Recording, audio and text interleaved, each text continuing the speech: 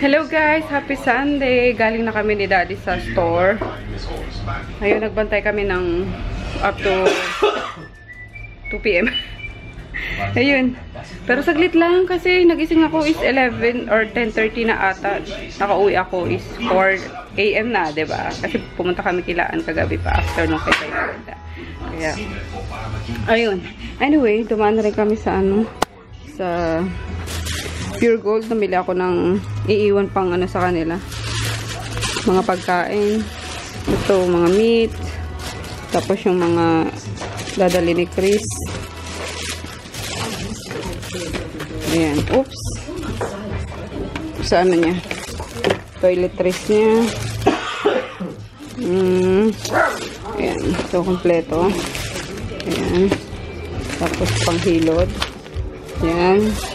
And yung iba dito sa amin. Ito pa lang. Yan, kasama pa yan sa kanya. Ito pa pang hilod niya.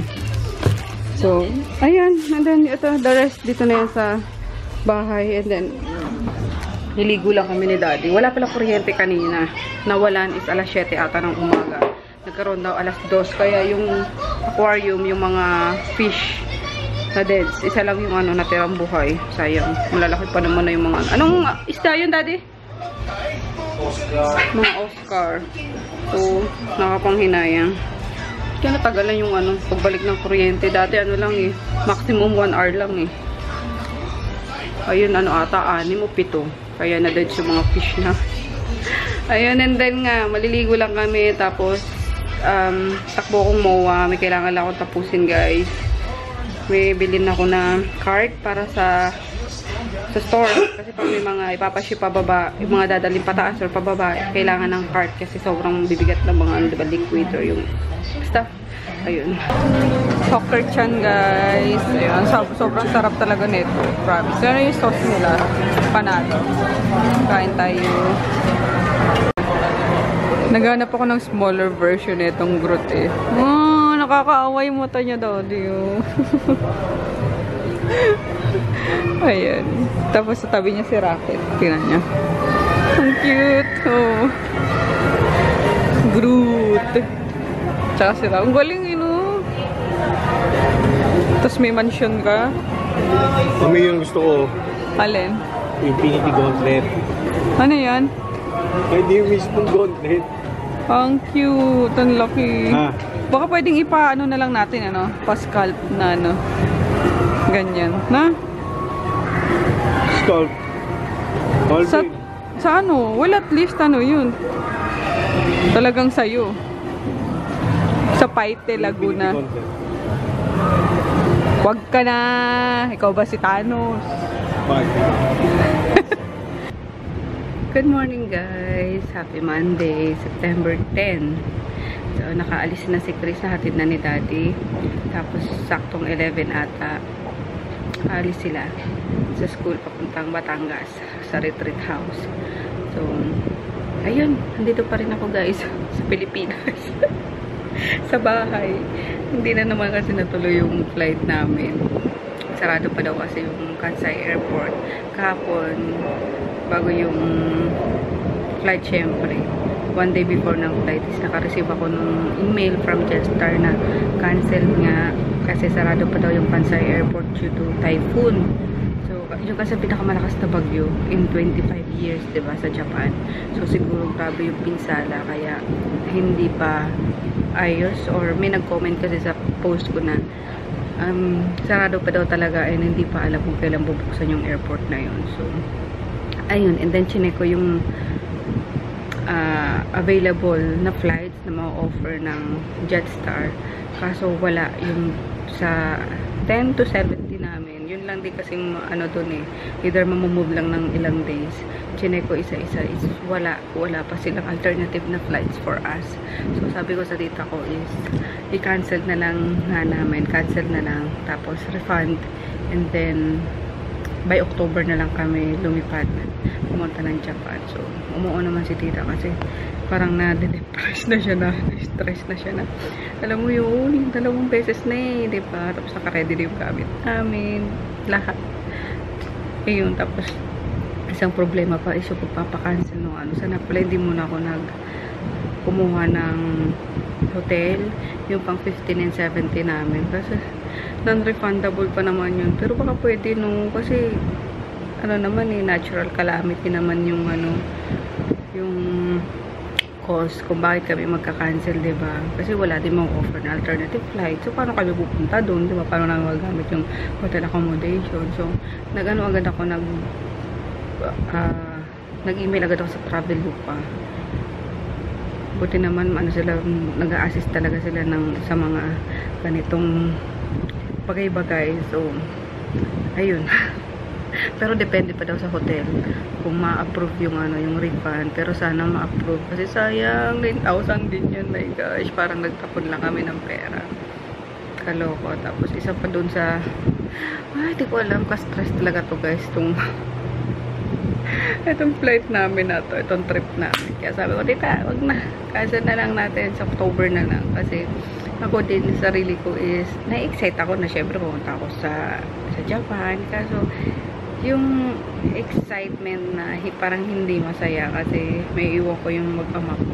So siguro parang sign na din to na ayun nga, iurong na muna, and then by October na lang kami, siguro end of October to first week of November, kasi yun, diba, break yun sa school break yun. So hopefully may isama ko yung mag-ama ko.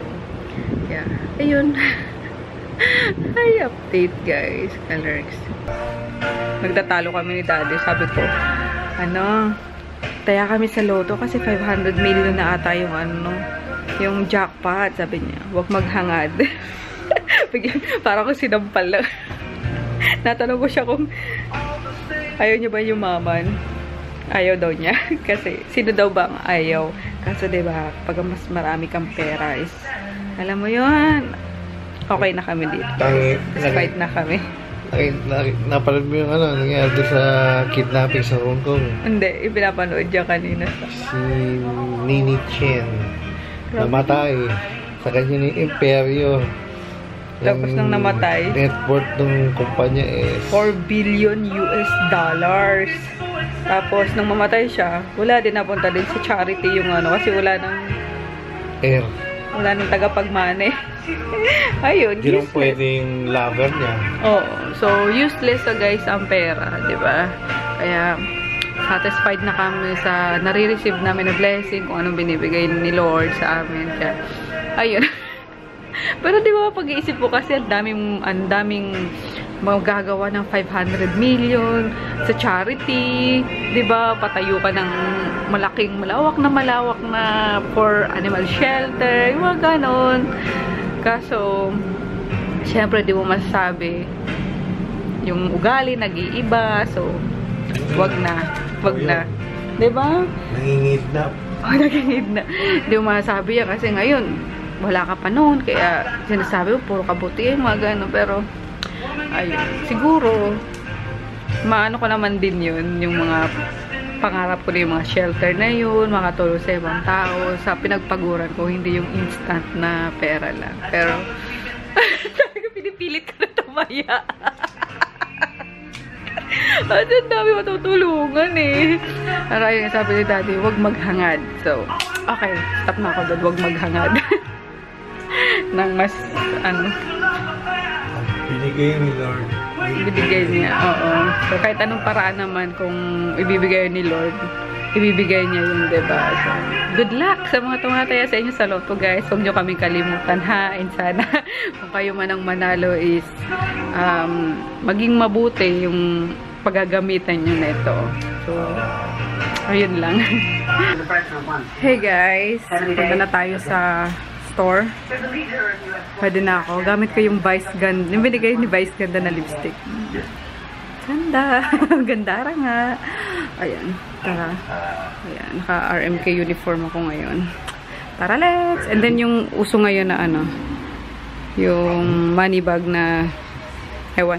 Nakiuso lang naman ako guys. So let's go. Naglilinis na si Inang Reyna.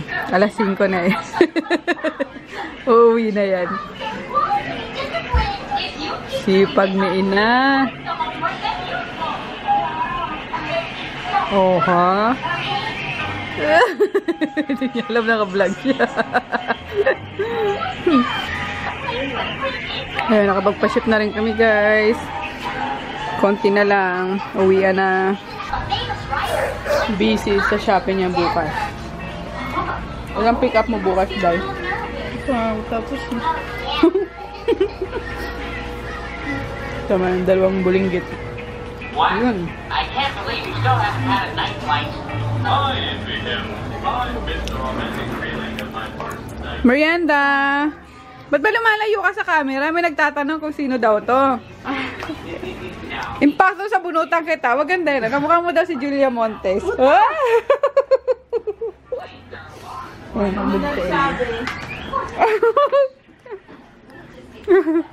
Yan, nahiya na. Buta yun lang sa paayad.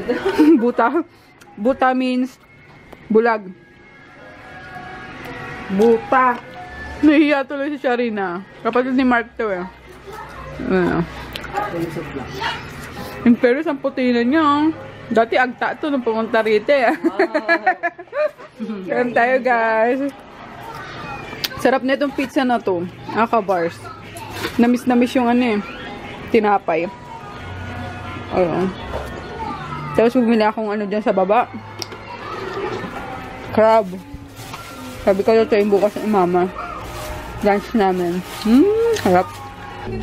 Sige, junk food pa! Tinitira nila yung cheesy. Ano ba to? Red hot ng crazy. No, wag na. Ah, dirty na. Dirty na, bebe. Kikik. Yan. Kuha na dito, kuha. Nagkapaw! Kaloka. Ang anghang niya, pero kinakain nila, oh. Hala, sige, ubusin nyo. Kulang pa, bili pa ako.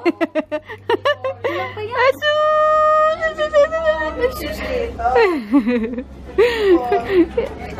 Oh. Uy, papasaway ito. Hi! Ay! Uy! Hat. Sabi mo, hat. Dali! Kaloka, baka Bicolano nga kayo. Tama na. Enough na!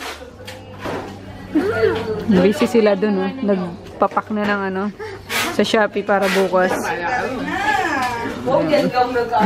Enough na? Wala na ba? Akala ko Cheetos. Lulubo yan. Sige, lulubo yan. Magkakapulate kayo. Junk food yan eh. Sarap, ate? Tama na. Hindi worm na. No. Tama na. No. Gaya mo na.